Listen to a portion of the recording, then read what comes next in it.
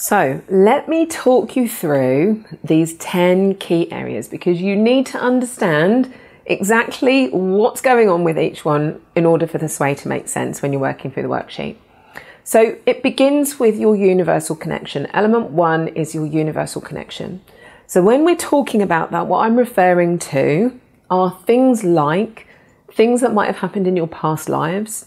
It can also be things that have happened in this lifetime. So if you remember, we talked about energy reversals. Now, energy reversals can happen in all sorts of different places in our lives. And usually it's because we've had some significant or traumatic event. It doesn't have to have been massively traumatic, but it was just a situation where we didn't have a coping mechanism. We didn't know how to deal with it, and our energies got into this locked state.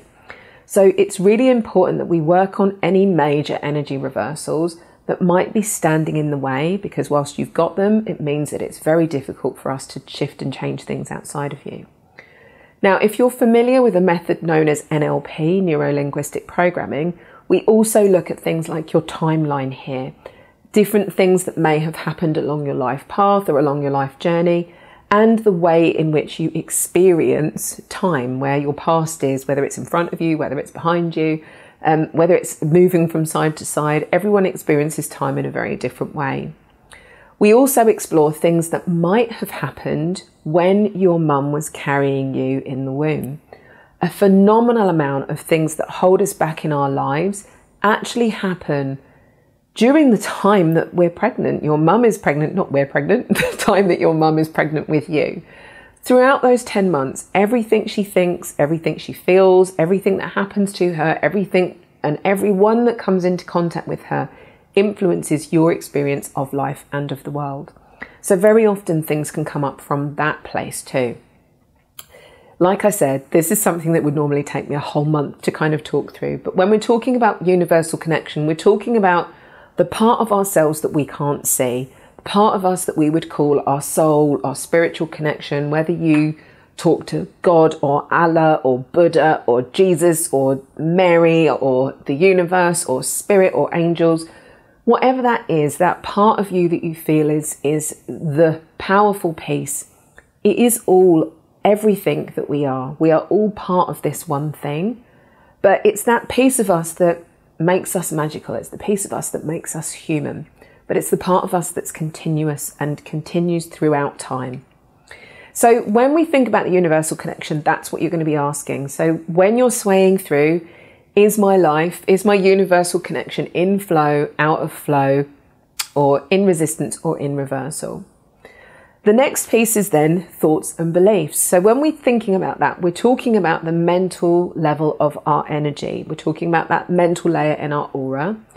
And in that level, we're thinking about things like thoughts, beliefs, any patterns or habits that we might have, any traits that we might have, things that happen in our personality or parts of our personality, the good bits and the bad bits, but the parts of us that make up what we would probably refer to as our thinking or our brain.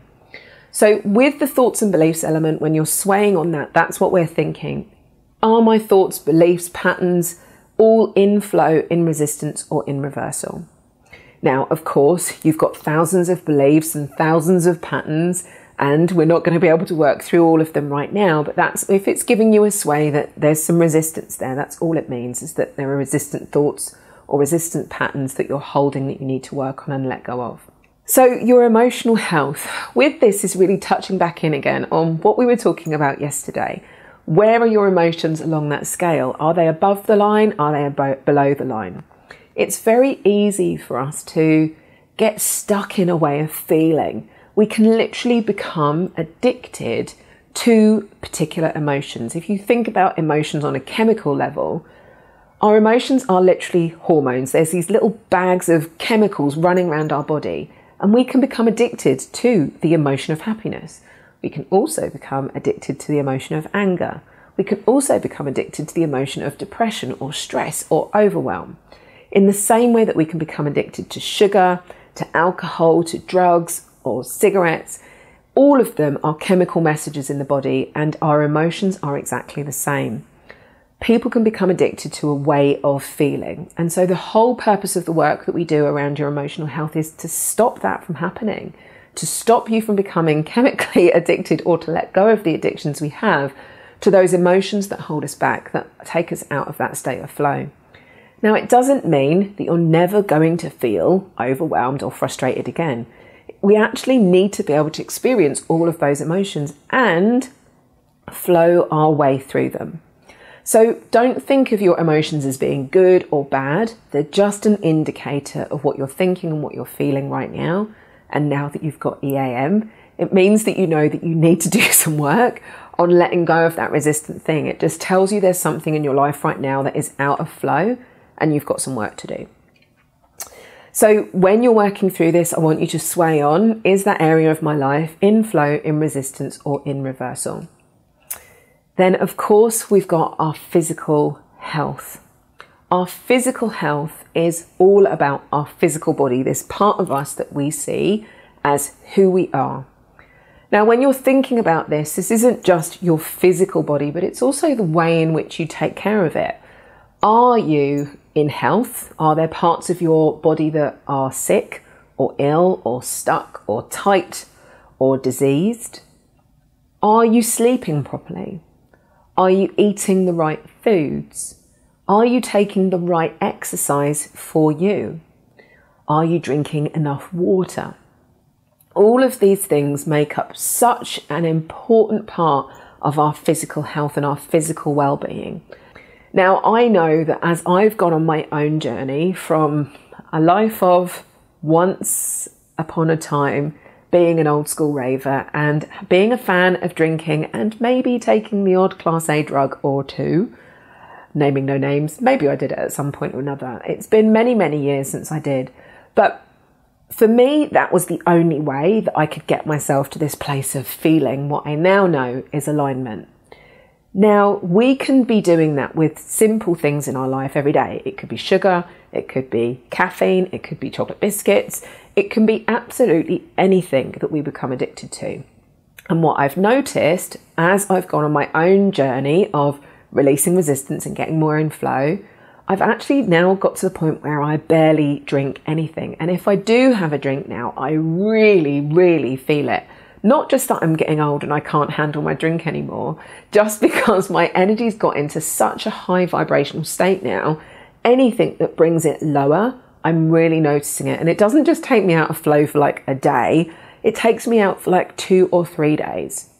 Now, the same thing happens with sugar, with drink, with caffeine, with all of those things that we're putting into our body on a day-by-day basis. So if you're noticing that you're getting out of flow, sometimes it can literally be the things that you're putting into your body on a day-by-day basis. Even that one sneaky chocolate biscuit can actually affect your energy for quite some time. Now, there's also the physical space piece. So now we're looking at your life element of who you are. Physical space is about the environment that you have around you. What does your office look like if you have an office? What's your bedroom like? What's your living room like? What's your kitchen like? What is the environment like that you're spending your time in? Is it fresh? Is it clean? Is it tidy? Have you got that mountain of washing that you know that you need to deal with? Is there a massive crack in your wall? Does all the decorating need doing? Think about that for a moment. Every time you walk into that room where that massive giant looming pile of ironing is, or where you see that crack in the wall, or you look at your sofa and think, oh my God, I hate that. Is that putting you into an inflow state or an out of flow state? It's putting you in an out of flow state. So what you see and what you have around you in your environment is so important.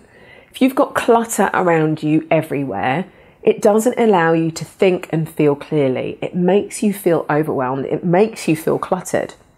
So in order to create an inflow space, your space needs to be clean. Now, you can also use this physical space to manifest the house that you really, truly want. So, moving on to the next step, relationships. This element in itself definitely takes a month, and I could spend a whole year working with you on the relationship stuff. Relationships are one of the biggest things that take us out of flow because We are dealing with somebody else and their own energy. Wouldn't it just be easier if everyone in our life behaved the way exactly that we wanted them to, and they did everything we said, and they didn't pee us off, and they didn't upset us, and they didn't frustrate us? How much easier would our lives be? Now, unfortunately, that isn't always the case, because we're all living with other people, and they all have their own thoughts, their own beliefs, their own experiences too. And it's this weird, crazy mess that ends up creating what we call our relationships and our interactions with other people. So when we're talking about relationships, and when you're swaying on this today for your exercise, we're talking about relationships from your past, from your present, and also for those of you who may want to be manifesting new friendships or new partnerships or new relationships with other people, people that you might want to manifest in the future. Now, it's a huge, great big subject when we talk about relationships, but the biggest thing to really understand here is something that we talk about as being the energy triangle. This is based on a piece of work from Dr. Karpman Dharma Triangle, it's called, and it's something from transactional analysis, where we talk about someone being the victim, the persecutor, or the rescuer. In EAM, we talk about them as being the pusher, the puller, or the protector. Now, the reason I'm sharing this with you now is because all of us usually are operating in one of those three places of the pusher, the puller, or the protector. And in our relationships, it's the energy that goes into the way that we communicate, how we are, how we behave, what we think, what we say to other people, or what we expect back from others. And it's always one of these three energy dynamics that is at play. Now, the bad news is all three of those energy dynamics are out of flow states to be in. Not one of them is coming from an empowered place. So if you think about most soap operas or most dramas or most film plots, all of them are based on that dynamic of there being a baddie, of there being someone who's the victim and someone who is the rescuer or the hero. And everything we've ever have demonstrated to us in our lives is based on relationships within this drama triangle. And that's the way to step outside of that drama triangle and stop being pushed and pulled around by other people in our lives is to take complete, total, utter responsibility for ourselves, for our energy, what we think and how we feel. Now, when we start doing this, it's obviously usually one of the most difficult things for people in our lives to get their head around, because we start communicating differently. We stop playing into the drama of whatever that situation is, and it really messes with people's mind. However, what it does for you is puts you back into your flow state. It stops screwing with your mind, and it enables you to take back your own personal power and control for what's going on in your life, rather than reacting and responding to everybody else around you. It is so much fun, I promise. It might be hard work, there are tears involved sometimes, but it is so empowering to get your own energy back. So when you're swaying on this today, like I said, remember that's like a whole month. Normally it takes me to talk people through this, but what we're talking about is your relationships, and that can be relationships you've had before, as well as people in your life now, as well as people that you're wanting to bring into your life in the future. So if it says that you've got resistance or you're out of flow in reversal with it, then just understand that it could be talking about any one of those spaces. Next, we've got your ideal lifestyle. Are you having fun? Are you reading books? Are you meditating? Are you going out for a run? Are you learning something new? Are you going on holidays? Are you experiencing things that take you outside of your comfort zone, that aren't just at home, get up, go to work, eat, sleep, repeat? Are you doing something that inspires you?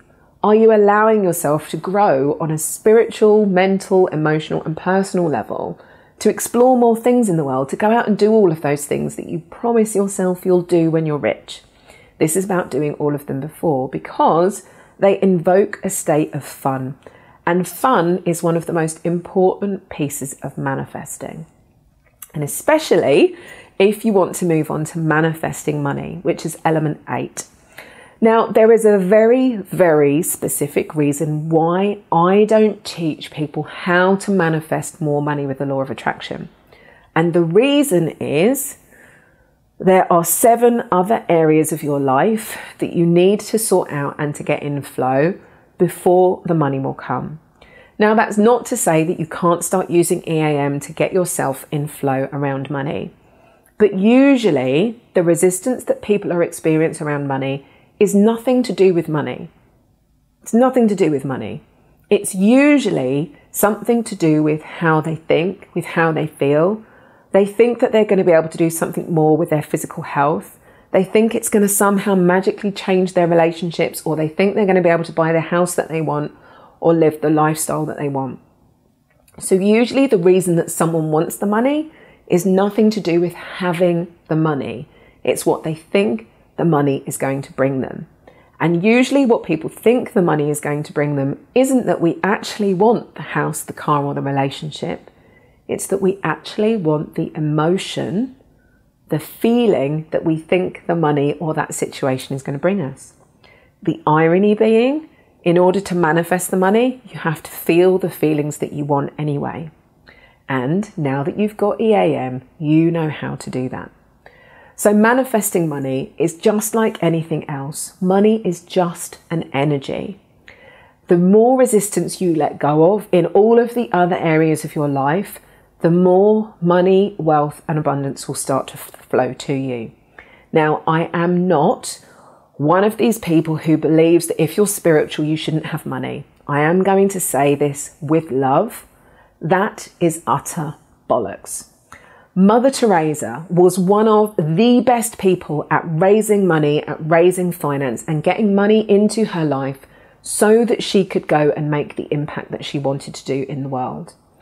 I believe that in order for us to go out there and make a massive impact in the world, you need to be able to manage money, because it is energy. That's all it is. It's energy. And it's a transaction that needs to take place between you and other people in order for that energy to change and take place. So, manifesting money is spiritual. Having money in your life is spiritual. If you want to make a difference in other people's lives, if you want to go out there and change the world, I don't care who you are, I don't care where you're going, you need to have money in your life in order for you to go out there and do that.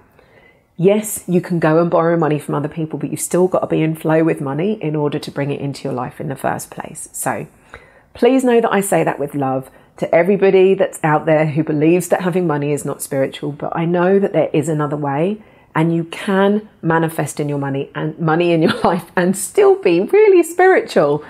Really spiritual. If any of that stuff is coming up for you, if this is poking any of your buttons, then I really do invite you to use EAM and work through the beliefs that are coming up around this, because it is all just a belief around money. Now, I think you're going to love what we're doing on day 5. I am going to introduce you to some ways to work with money. I'm going to share with you the most common money beliefs and patterns that are standing in people's way so that you can use EAM to release them and let them go. Because whilst you hold them, you're not going to be able to draw that money into your life anyway. So there are 2 more really important pieces of the puzzle. If you think about how much time in our life do we spend at work, just think about your day. On average, most people spend 8 hours of their day at work.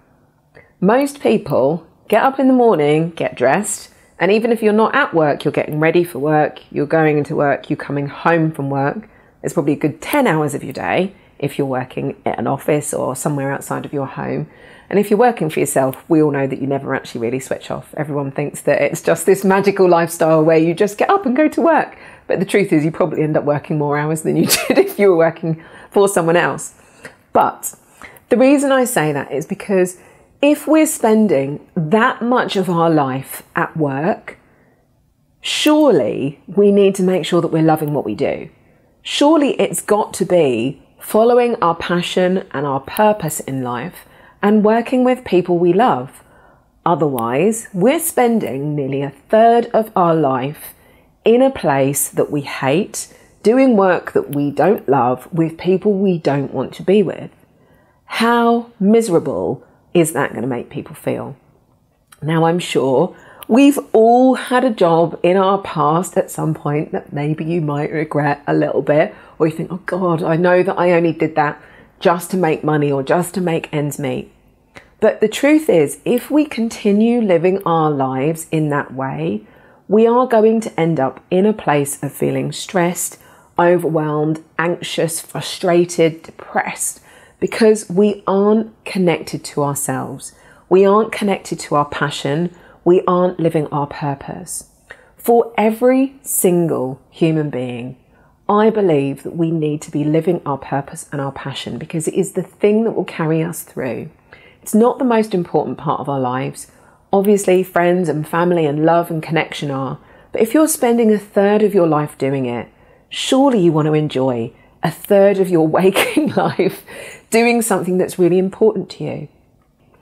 I know for me, I have always been about making a difference. If I saw something, even when I was at school, that wasn't right, that I didn't like, not that I didn't like as in, school dinners, but I mean something that just wasn't that wasn't right.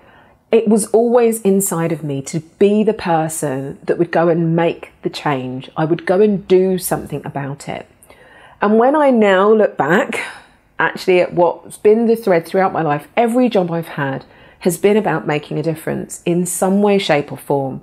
It's been about changing people's lives, their work. It might have even when I was doing the marketing work, it was still about making a difference to their business or making a difference to the message they had, changing from where somebody was to where they want to be. Now, I don't know what that is for you, but very often you'll find that it's something that you do even when you're not at work. Your true passion and purpose is something, it's just who you are. And it's the thing that is so easy for you that it seems like it's your magic gift. And to other people, it's a real stress or real struggle. They just aren't able to do that. So I would love to help you find your passion and your purpose. Now, passion and purpose and making an impact are very similar, but making an impact is actually about you going out in the world and making your difference. This is the external version of your passion and purpose. This is how you're going to do it. Passion and purpose is understanding who it is and what really drives you. Making your impact is how you're going to do it. This is much more where we're talking about your work, or if you work for yourself or want to work for yourself, how to use EAM in your business. Now, again, this is huge and something that takes a long, long time for me to really work through teaching you. But this is about working in a soulful way, building a work and life balance that is really a reflection of who you are, building a business or a work life that is a reflection of who you are, your passion, your purpose, and the work you're meant to be doing in the world. I believe that everyone is here to make their difference. Now, it doesn't mean that you all have to be a coach or you all have to be a mentor. Everybody makes their difference in their own way.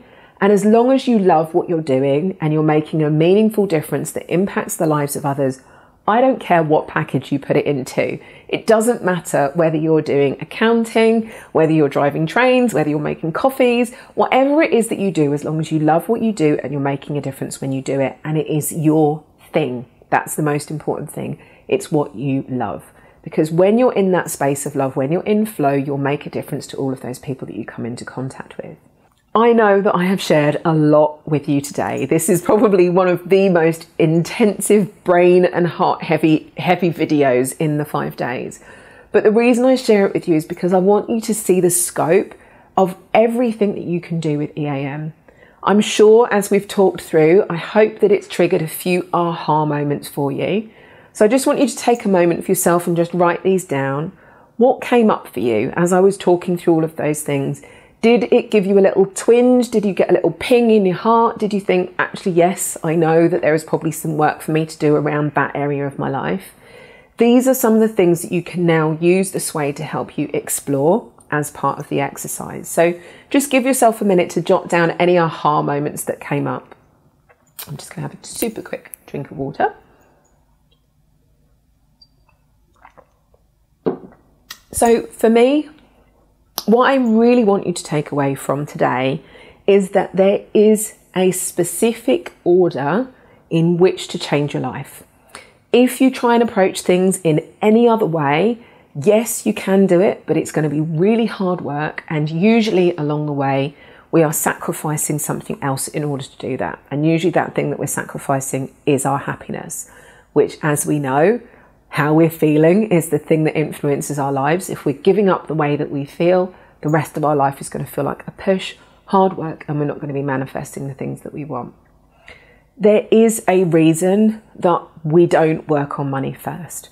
I know, I wish everyone probably thinks, oh, just shut up, Yvette, teach me about the money. But there is a reason that I don't do it. And it's because if we start trying to work on money and you've still got all of these other things going on, I know that we're not going to get the results that we would if we work on releasing all of those other areas of your life first before the money starts coming in. Now, this is a really simple way of doing it. Yes, you can start working on your business. That's not to say that you have to park working on your business or you can't start working on manifesting money.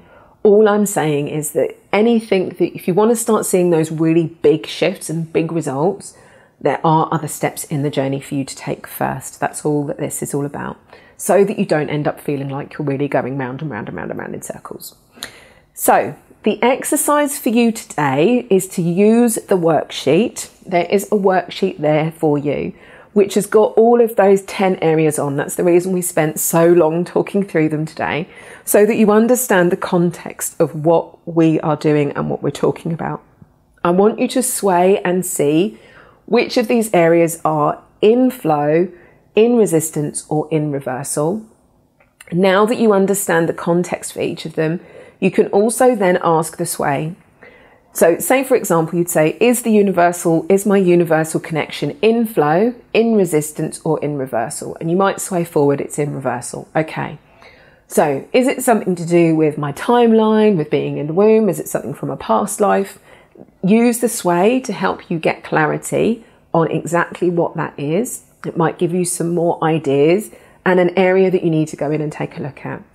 Now, I am not expecting you to go and start working through all of those things today. That is not the purpose of this exercise. The purpose of the exercises today is just to sway your way through and create yourself a tick list so that you know which areas are in flow, in resistance, and in reversal. That's the purpose of us doing this today. So any questions that you've got around this, please come and ask them in the Facebook group. If you're not sure exactly what it means, or if it's telling you there's resistance, just come and ask those questions. That's exactly what we're here to support you with over the 5 days. So please do just let us know.